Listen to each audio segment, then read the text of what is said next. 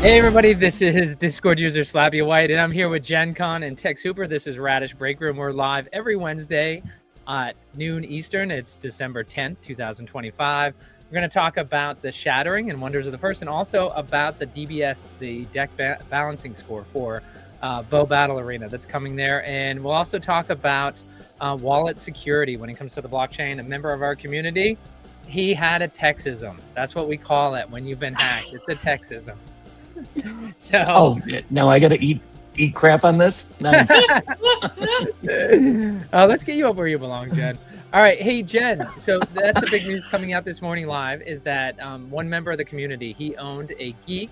We're not going to get into the details like we did last week, but he owned a geek, which gives you certain privileges for Wonders of the First and BoBA Battle Arena.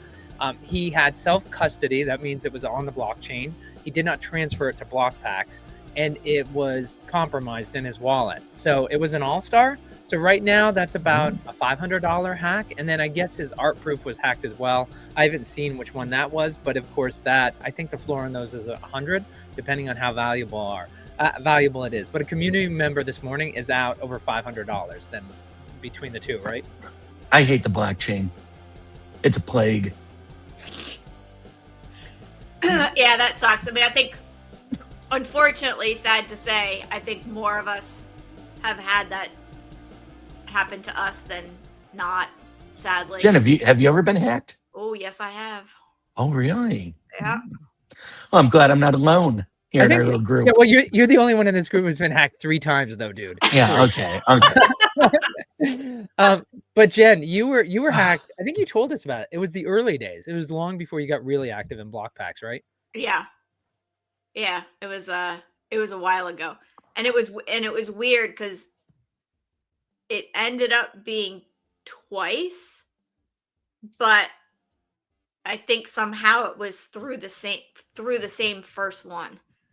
Yep. Because it was weird. The first one was it was what it was. I clicked on a stupid link in a completely different project, and that was all 100% on me.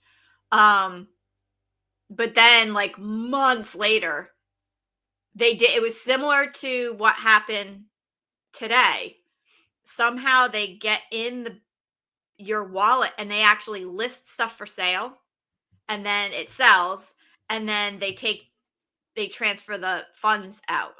So right, you lose the asset and the funds that they sold it for. And that's important, is that if you have the notifications, I turn them off because it got annoying getting so many notifications from OpenSea back in the day, like with all the things BlockPax. But if you have the notification that it's listed, right, you can go in and then you can transfer your asset out to another wallet immediately so it doesn't sell. That would be one thing. But we want to urge, like I've helped a couple of people in BoBA Battle Arena pick up geeks. And if you are keeping it on the blockchain, it's really hard for me. I love the blockchain. I like self-responsibility. I like self-custody. I like me being the one in charge of it. But if you are somebody who's newer and you have a geek and you haven't moved it to the BlockPax marketplace, if you're not willing to accept all the risk, if you don't want to learn it, and I can't blame people for understanding it so you can protect yourself, move it to the BlockPax marketplace. It's a custodial wallet that BlockPax holds, so there's more power to fix it. I don't want to speak for them. They don't want to fix everyone's mistake, but it's easier for BlockPax to fix a mistake in-house than it is if you do it on OpenSea, which of course they can't fix, right, Tex? Oh, that's true. Yes, very true. No, I didn't mean it that way. Like, you guys, I just meant, Hey, Tex, you moron. No, that's not what I meant. Sorry. Hey, I'm sick. Okay, I'm not firing it 100% today. Tex, I'm freezing cold here. I'm ready to put a jacket on. Well, that's a good segue because you want to know what's. And by the way, this is Radish Break Room. Appreciate everybody who's joining us live. This is going to be a quick one today, 15 minutes. My wife's Christmas party starts in who has a Christmas party at noon on a Wednesday? One Eastern. Oh, 1. Excuse me. Oh, that makes it better. Yeah, gated people who want to enjoy a Christmas party rather than work. Like, of course it should be. What about people that want to like have a nice like Friday night out Christmas party and tear it up a little and if it goes well, a little loosey goosey. You know what? That would be a great movie. The Christmas party that started Wednesday at 1 and it goes through Friday night. Like it would be like the Oh, new. well, that, yeah. Like a wait, marathon you wanna Christmas know? party. Wait, I had to tell you this story. My son was telling me this yesterday. So he helps and manages a brewery. They're actually shockingly having a party today. Someone booked it from 1 to 5 or something like that. Right. But here's the lame kicker. asses. So they have all their different beers or whatever. 2 of them are like higher alcohol content. So the party actually requested to remove those 2 from Smart. the menu. Oh, boo. Yeah. I'm like, okay, we got some drinkers. Let's be honest. People of our age, we're used to 1 beer per hour because we grew up drinking Coors Light and Miller. What are you looking at? Tex is like, what? 1 beer an hour. No. My point is 1 beer an hour is no problem. I'm not saying you can't do more. What are we in church? 1 beer an hour. No, my point is, in the old days, you were fine if you drank 1 beer an hour. You're like, yeah, I had 6 beers over 6 hours. I had 6 beers, but it was over 6 hours. Like that's kind of all right, whatever. Not financial advice. What was your point? My point was, it's hard with these new beers because we still have they're that higher thinking. ABV. And if you do the 6 beers that Jen said her son had taken off the tap at the request of the customer, if you had 6 of those in 6 hours, you ain't driving and you're slurring your words probably. Well, that's what Uber's for. Yes. Remember everybody to drive safe this holiday, and hopefully Jack has a great party with those individuals. All right, moving to the shadow. I mentioned I own a bar. Speaking of, oh my God, we could someday just tell us about. Like, I'm like, Tex, have you ever been involved in a lawsuit? He's like, all right, let's. What day is it? All right, so Tex, when you said I'm cold right now, that was going to be the good segue, but actually, Jen, that's a good segue with Jack. The Shattering. So the dates were announced, and the Shattering is the release party for Wonders of the First. Imagine if they did it for Griffey. I think they should. And if Griffey, everybody flew in the Bo Jackson headquarters in Columbia, South Carolina. It was a big party, and you could pick up your pre-order, so the team didn't have to worry about FedExing stuff. Well, they do that for Wonders of the First, and it's a phenomenal party. Like even Tex, Jen, and I, who are collectors more than players or collectors, is that we had a great time. And like, I mean, Tex and I are definitely going back. Jen, are you going to head back to the Shattering in March? I am. I would like, yay. I would like to, yes. Is it at the same place? I believe so. Yes, it is. Okay, so I will bring my Tundra outfit because anyone who wants advice what to bring, sweatshirts, jackets, hats, mittens. Wait, you're talking about Columbia, South Carolina, right? In that hotel? The air conditioning definitely worked. It was freezing. Yeah, you're right. Yeah. Freezing. If I remember right, it wasn't that hot out either. Like it was nice. It was like in the 70s, I think. Really, really windy. It was cold. Right, but remember we were standing over the vents because the heat was coming out. Yes, that's right. Oh my God, that's right. We found those vents over by those side doors. You're describing yourselves as homeless people in Columbia, South Carolina. Yeah. We're just 2 old, cold people. Did you have a cardboard box? Did you have a cardboard box to capture as much of the heat, Tex? Yeah, we laid on a subway grate. Yeah, that's right. Inside the hotel, they had these. What were those vents even for? Do we even know? Like, where were they coming from? There were like these big vents in the floor that were just blowing hot air out of them. It was laundry chemicals. Oh, yeah, probably. I'll have a tumor the size of a fist. All right, so that's March 6th through 8th. And you can go ahead. They don't have a room block right now. They might in the future, but go ahead and grab it. Women's basketball, college basketball is big in that town. They usually host, and it usually comes that weekend. So you definitely want to book now before all those schools find out that they're going there. There was actually a team that was staying at the hotel, wasn't it? Yep. Who was the team? Was it the Columbia team? Jen should know. The Gamecocks were staying. That's right. Yeah, because they had a game that day. Yeah. Unfortunately or fortunately, however you're looking at it, I don't think they're going to make it that far this year. Really? No, not having a good year, are they? Just saying. They have a very young team. I don't know. Anything could happen. So may or may not be teams there this time, but that was really cool last year. Well, we'll be there, and that's all that matters. Exactly. That's the most important thing. And this women's college basketball update brought to you by Coca-Cola. Tex, can you get one more slug? Jen, talk Coke and about a smile. How What was old that? am I? I'm thinking about Does the what's the freaking song? I can't think. Does anybody remember a Coke and a smile? Well, you do. Yes. You both do. Well, Because that's we're all what the I'm same thinking age. about But... the song. What's the Yeah, I think it's this. Oh, I'd buy the world a Coke. Yes, Buy the World of Coke. Don't guess the price. Or Look that. up their value now at radishpriceguide.com. That's right. I think that's the song, the way it goes. Bring a Coke and a smile. And this show, Radish Break Room, sponsored by Radish Price Guide. That's GUIDE. We just made the digital funny. We didn't make the guide. We just made the commercial funny, spelling it wrong. Don Draper came up with that Coke jingle. Really? Wait. Oh, Don Yeah. Draper. What are you talking about? In the show? The finale of Mad Men. Yeah, Oh, God, that's Jen, like the ultimate of his career. He writes that famous. Jen, did you see the Jerry Seinfeld directed movie about the breakfast cereal? I'm going to say no, she hasn't. So you have to. It is a masterpiece and it's brilliant. But the best part is, it's about Pop-Tarts. Oh yeah, Pop-Tarts. Pop-Tarts. Right. There's cereal companies make it. Yeah. But it's the best part is they bring in Don Draper and the silver-haired boss like he had. They bring him in to pitch, and when they reject it, Don Draper's like, "Fine, you're not worthy of it." And they're like, "Why are these marketing people so mean?" And they kind of mock the whole Mad Men. Oh my God, it's one of the best scenes out of the movie. You should see it. By the way, Ben is watching us right now, and he says, "Who drinks Coke when they're sick?" When you were a kid, right? Ben, I've been craving a Coke for 2 days. I don't know why. I think it's because I'm sick.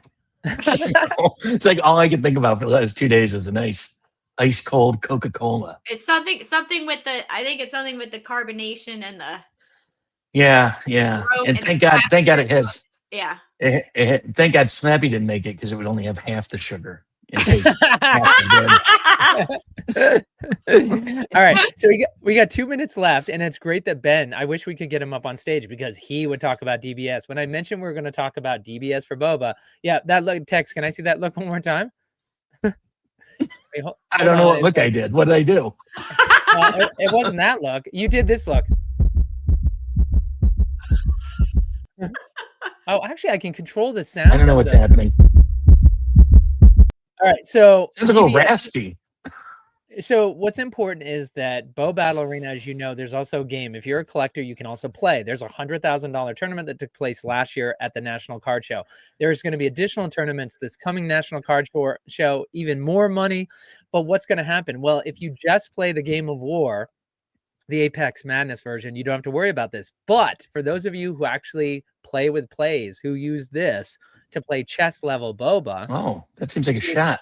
What's happening is you saw, and I can't wait to hear from C-Town. C-Town talked about one play you have to have in your deck, and immediately the price was over $1,000, with some people spending almost $1,500 for this one play. What play is that? Hopefully I have like 10 of them.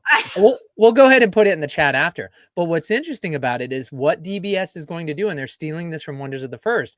When one card gets too powerful, what they do is they say, okay, like in Wonders, your deck has to be 1,000 points or less. Each card has so many points. You have to have 50 cards in your deck. So you just add up the points on the 50 cards and you can't go over 1,000. So they're going to do that with the plays. And they're going to say, when you add up your 30 plays, it can't be more than X amount of points, whether it's the 1,000 point scale or whatever they settle on. It's still in the beginning phases right now. But so what's going to happen is that $1,000 play that everybody wants, they're going to put the power on that so high that you can have it, but then you're going to have all crappy plays that go with it. And do you want to just keep that one silver bullet? So people are going to be looking this magic combination, this meta they call it, where it's like just right that they can get it. So it's fascinating. I was telling some of the creators on Creators of the First last night that DBS was coming to BoBA, and their expression was, and I'm like, yeah, they love it. Like they're all in on DBS. But so that's one thing that's important to know. If you have a play right now, man, I'll tell you what, it's like, don't take advantage of the community. Sell it now before everybody else knows about DBS. But I will say this,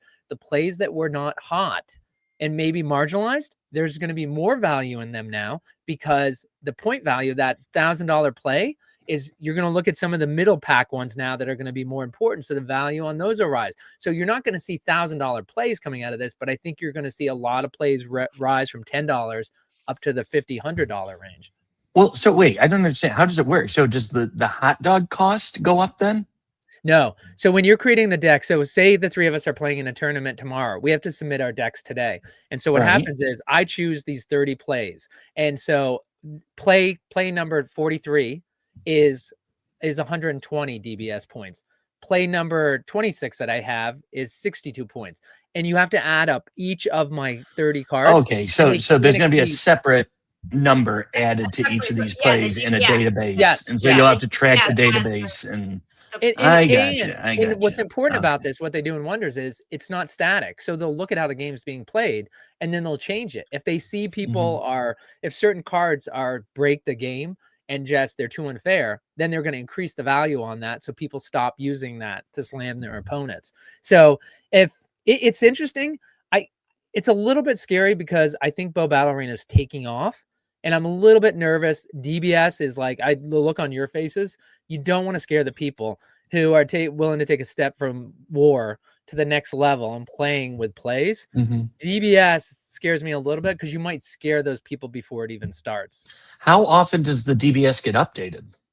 There's nothing sensitive. So like Wonders, I think it's been updated once. The creators at first think that there's going to be an update at Christmas and there'll be one more before Call of the Stone, so March 1st. It's just as needed. Ideally, if they manage to magically get the formula just right, you would never need to rebalance it until the next set comes out and there's additional plays. Interesting. Yeah. Well, all right. Well, I'm glad I play the war version because, like Slappy said, I'm an idiot apparently, along with everybody else that plays the war version. I mean, Jen, sorry, Jen, you're an idiot too. but Jen, I had this conversation with Big Rob. Is that what's great about Frenchie's found the sweet spot, which is Seatown's a perfect example. He's got all these expensive cards. I don't know what his deck is worth, 20,000, and he doesn't slap it. He wants to play with them. So instead of just always having these cards, like TexHooper keeps so many cards in a box, like you get to use them in a game. And then what's better than that, your kid or grandkid, it's like who plays like Pokemon, like they'll actually play this game and you're building the next generation. And like Rhodey's grandson talked about, he wants packs for Christmas. So Jeff is just like hitting, like the game is actually meaning more. So that's why, my only concern about scaring these people with the DBS. But Jen, any thoughts about DBS? I know you're just kind of digesting it now, what it means, but any thoughts then before we go? My only question around it is, but the DBS is used like across the board, or is it only come into play for like the prize tournaments or the sanctioned tournaments? Well, the way it's going to work is that if it's for sanctioned tournaments, you're going to have that because that's going to have to do with the rankings. But if they're non-sanctioned, people could choose not to. Although if you're going to go to the trouble to have a tournament, you're probably serious enough that you're going to want to use the DBS, because again, they're doing this because there's certain cards that they don't want to make it where somebody can buy a $1,500 play and then they're just going to beat you. So that's the whole thinking with this, right? They want to make it. So I would imagine even non-sanctioned tournaments will go the route of using the DBS. Can we talk about that horde you have behind you? Oh, and Jen, did you notice like Slappy moved into the 19th century today and like actually has a light? He put out his well-oiled lamps and actually got an actual light. Ring cam. Yeah. What are you doing? Go warmer. There you go. Oh, there we go. Now you don't look like the vampire in the basement. Yeah, you got to go. Oh God. Now we have no light again. Now you're just in the dark. I can play with it. Obviously. Yeah. All right. Hey, we said 15 minutes. It's 18:55. So Tech, I'm going to say goodbye. Let Tech say his goodbye. And then Jen, you take us out and I'll pump the music. But this has been Radish Break Room. I'm Slappy Whyte. Appreciate you guys stopping in. Not a lot of news right now as we approach Christmas, but excited to be back next week. And Tex, I'll hand it off to you to hand off to Jen. Yeah, I'm going to go lay down, hopefully feel a little better. And I'm excited for everything we have coming after the first of the year. It's going to be wild. A lot of fun coming. Yep. Thank you guys again. Always wonderful hanging out with you guys. Even though this week is short, it was still fun. So can't wait till next week. Hope everyone has a fantastic week and we will see you later. Bye, Jen. Bye, Slappy. Slappy, don't have more than one drink an hour. Yeah. Well, yeah. Pace yourself, please. You don't wanna get silly by any means.